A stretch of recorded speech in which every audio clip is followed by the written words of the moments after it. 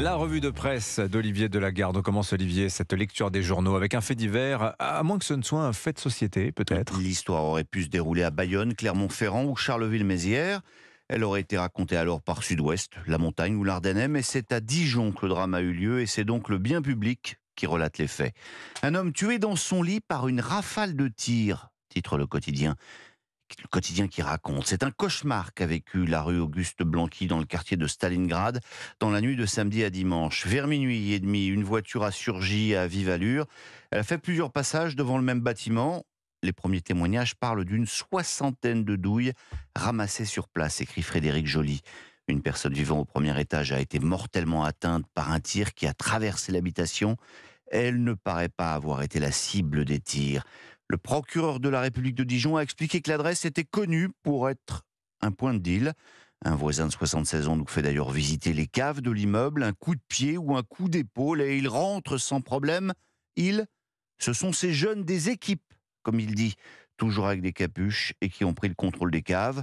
On découvre l'une d'elles, raconte encore le journal. Regardez, c'est leur salle de réunion. Sous nos yeux, 2 canapés, une table improvisée, des canettes de boissons. Je vis là depuis 25 ans et la situation s'est particulièrement dégradée, raconte encore ce voisin. Selon lui, le trafic de stupéfiants se fait désormais à la vue de tous. Les consommateurs ne descendent même plus de voiture, ils tendent leurs billets et ils récupèrent leur dose. C'est donc dans le bien public de Dijon que vous verrez cela. On pourrait appeler ça les territoires conquis de la narcodélinquance. À Romans-sur-Isère, à présent, le fait divers, alors là, c'est transformé en fait de société, en fait politique aussi. Oui, si la mort d'un adolescent à Crépol n'intéressait que modérément la semaine dernière, depuis que les identitaires ont manifesté ce week-end dans le quartier d'où seraient originaires les agresseurs, le sujet devient majeur pour l'humanité ou Libération. Dans l'Est républicain de Nancy, Léa Bosquiero dénonce ainsi le réveil de l'ultra-droite.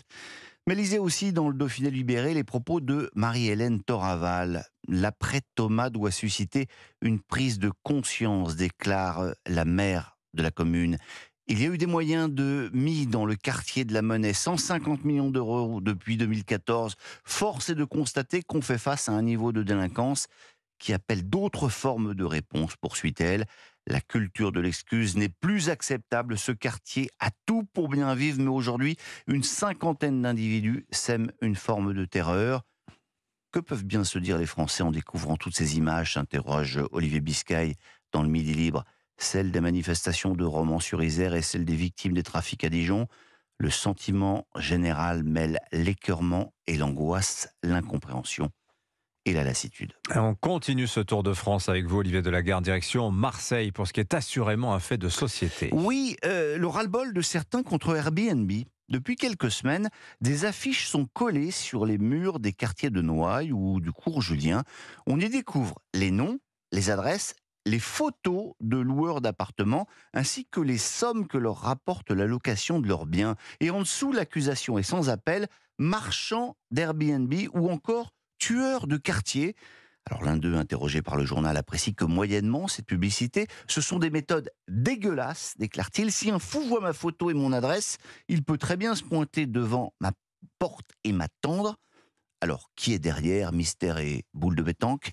La rédaction de la Provence a toutefois reçu un mail d'un collectif Vie ma vie de Marseillais. Collectif qui reprend les affiches. Chaque logement placé en Airbnb est un logement de moins pour les habitants, un accélérateur du mal logement, écrivent-ils, et de l'inflation des loyers. Je crois que c'est pratique, on les avait déjà observés à San Francisco, qui est la ville d'origine d'Airbnb. Absolument. Nous passons maintenant à un anniversaire. Oui, célébré par le bien public aujourd'hui, il y a 60 ans, jour pour jour, sortait un film dont certaines répliques sont restées cultes. Écoutez celle-là, par exemple. On va lui faire une ordonnance. Et une sévère. Je vais lui montrer qui c'est Raoul. Aux 4 coins de Paris qu'on va le retrouver éparpillé par petits bouts façon puzzle. Moi, quand on m'en fait trop, je correctionne plus. Je dynamite. Je disperse. Je ventile. Voilà, on va pas se priver quand même du plaisir de retrouver Billy Ventura, Francis Blanc, Jean Lefebvre, les tontons flingueurs, bien sûr, de Georges Lautner avec ses dialogues savoureux de Michel Audiard qui ont donc 60 ans tout juste aujourd'hui. Enfin, à propos de dispersion aux 4 coins de Paris façon puzzle, je voudrais terminer avec une discipline sportive méconnue, le spogomi. Bon, alors j'avoue humblement qu'avant de lire la dernière page de l'équipe ce matin, je n'en avais jamais entendu parler. nous non plus. moi non plus. Eh bien, Ça les me championnats du monde ont eu lieu ce week-end au Japon. Spogomi. On dirait le nom de charcuterie italienne un peu, je trouve. Une grosse déception, hein, la France n'y arrivait que quatrième. Mais le spogomi, qu'est-ce que c'est? Bah, dites-nous. Eh ben, c'est une discipline qui consiste à ramasser le plus de détritus sur une zone donnée en 45 minutes. C'est très sérieux. C'est un sport, ça? Alors, non. Parce que je vous vois venir, Dimitri, le spogomi ne sera malheureusement pas discipline olympique. Ah oui, j'allais vous poser. C'est dommage. Et pourtant, on disposait assurément du plus grand terrain de spogomi de la Ah planète. oui, ça oui. Et au fait, Paris, capitale la plus sale du monde, c'est un fait divers ou un fait de société? C'est un fait politique. C'est un fait politique, Olivier Delagarde. Votre revue de presse, comme tous les matins, sur Europe 1. Merci beaucoup à réécouter sur europe1.fr dans vos applis de podcast.